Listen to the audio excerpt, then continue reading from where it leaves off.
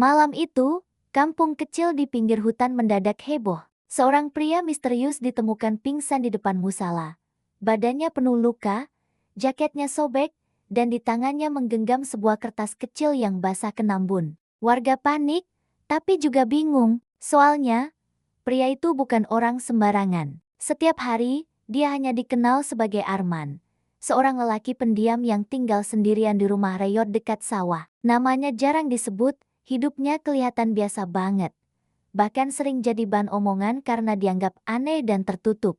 Tapi malam itu, ketika salah satu warga membuka kertas yang ia genggam, semuanya berubah. Kertas itu berisi deretan kode rahasia dan satu kalimat yang bikin bulu kuduk berdiri. Aku gagal lindungi kalian. Mereka sudah masuk. Saat warga terdiam, tiba-tiba suara dentuman jauh dari arah hutan terdengar, disusul cahaya merah seperti suar yang ditembakkan ke langit. Beberapa warga gemetar karena sadar itu bukan suar biasa. Itu adalah sinyal militer. Dan di detik yang sama, pria pendiam itu tersadar. Dengan suara bergetar ia berbisik, cepat, sembunyikan anak-anak. Mereka ke sini. Demi Allah, jangan biarkan mereka lihat kampung ini. Sebelum kisah ini kita lanjutkan, mohon izin Kak Cika sampaikan, jangan lupa subscribe channel ini. Nyalakan loncengnya, ya sahabat Joscis Porem-Porem Srit dan dukung terus agar kisah kaya makna ini hadir setiap hari. Sekarang, mari kita mulai kisah yang penuh misteri dan haru ini. Malam itu, kampung kecil bernama Sukaharja terasa lebih sunyi dari biasanya. Angin berembus tipis membawa aroma tanah basah. Lampu jalan mati sejak sore, membuat jalan setapak dipenuhi bayangan gelap. Tiba-tiba, warga dikejutkan oleh suara langkah terburu-buru. Beberapa pemuda menemukan seorang pria tergeletak di halaman musala. Tubuhnya penuh luka, jaketnya robek, dan wajahnya pucat seperti kehabisan darah. Nama pria itu Arman. Di kampung ini, ia hanya dikenal sebagai lelaki pendiam yang tinggal sendirian di rumah hampir roboh dekat sawah.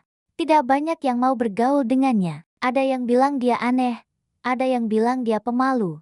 Tidak sedikit pula yang menganggap Arman cuma orang gagal yang lari dari kenyataan. Namun malam itu, semua anggapan mereka berubah. Ketika salah satu pemuda membuka kertas kecil yang digenggam Arman, isi kertas itu membuat jantung mereka berhenti sejenak.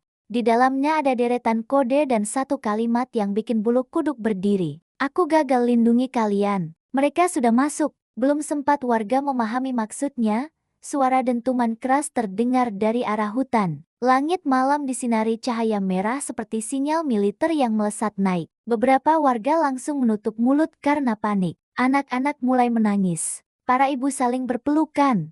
Suasana berubah kacau. Seolah kampung kecil itu baru saja diseret masuk ke dunia yang tidak pernah mereka bayangkan. Arman tersadar perlahan. Dengan suara serak, ia berkata sambil menahan rasa sakit. Cepat, sembunyikan anak-anak, jangan biarkan mereka lihat kampung ini. Waktu kita tidak banyak. Warga menatap satu sama lain. Bingung, takut, tidak mengerti. Salah satu warga, Pak Rahman, bertanya dengan suara gemetar. Arman, siapa mereka? Apa yang kamu sembunyikan selama ini? Arman memejamkan mata sebentar. Napasnya berat. Namun kalimat berikutnya membuat semua orang terpaku. Aku bukan orang biasa. Aku dikirim untuk melindungi daerah ini.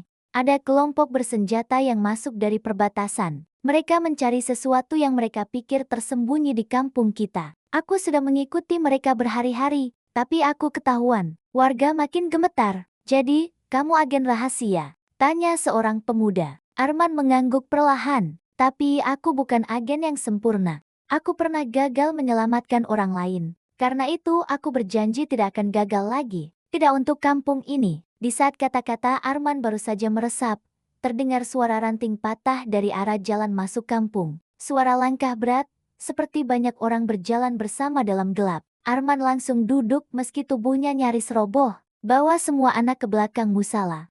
Para pemuda, ambil apapun yang bisa digunakan. Jangan lawan mereka. Tugas kalian hanya menjaga agar tidak ada yang terluka. Warga mengikuti arahannya walau hati penuh ketakutan. Beberapa menit kemudian, sekelompok orang bersenjata muncul dari gelap. Mereka bergerak cepat, namun sebelum mereka bisa mendekati pusat kampung, sirene jauh terdengar dari balik bukit.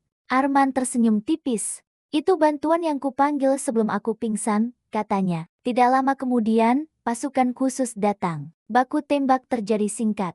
Namun kelompok bersenjata itu akhirnya berhasil ditangkap. Warga selamat.